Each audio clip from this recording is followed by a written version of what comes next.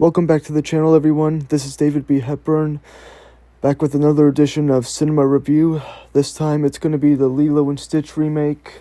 Now this one's going to be short because it's almost identical to the original, like almost every other Disney remake, but this one's identical to the original, almost, with a few changes. So if you want to know what it's about, I just recommend you watch the original animated movie, because aside from some changes I'll be acknowledging in a few or to around several seconds, it's best if you just watch the animated movie, because you basically watched almost all of the live action one with some changes, and I'm about to say what those changes are now. So the first change is that Gantu is nowhere to be found. He's the whale-like creature voiced by Kevin Michael Richardson in the original film, but he's nowhere to be found. He got swapped out as like the main antagonist. I don't think he got swapped out, but I know there's like a new character in there.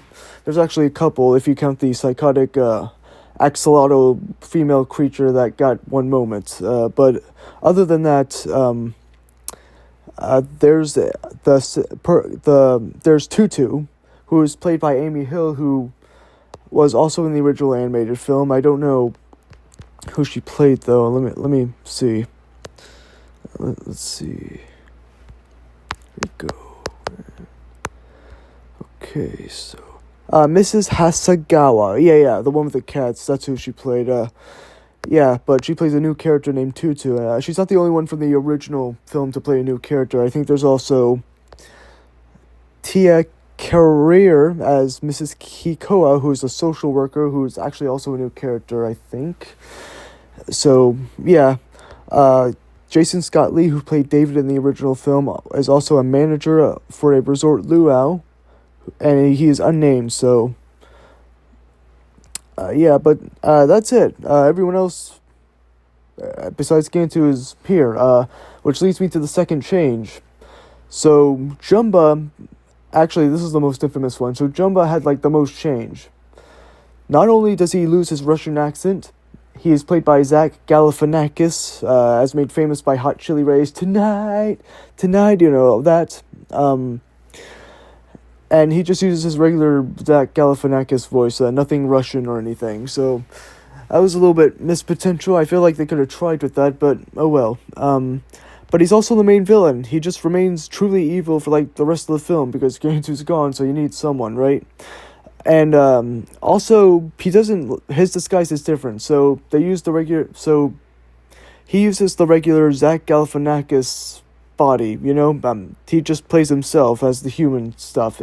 He's actually a real human along with Peakley when they do the disguises, other than just using props and still having the alien bodies. But yeah, there's not much to say with this film if you've already watched the animated film.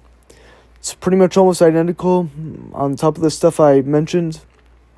The marketing is on theme in terms of like product advertising, such as Spam, which has a Hawaiian theme, I think, or they gave it a Hawaiian theme, but it was briefly featured in the film for like, I think, 1 to 2 seconds.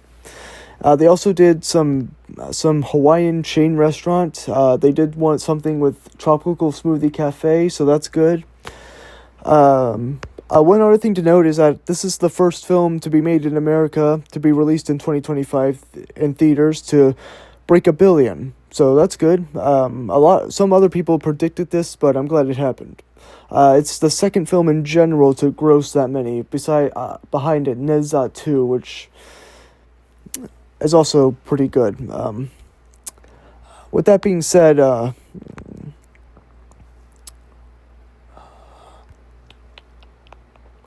yeah, that's it. This was David B. Hepburn with another edition of Cinema Review. Not much to say. It's not a bad remake. Watching it once is fine. There's another change.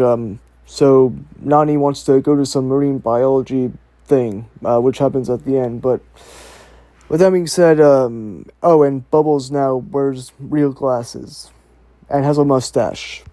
So yeah, but that's sort of it. That was David B. Hepburn with another edition of Cinema Review, and I'll see you guys in the next one.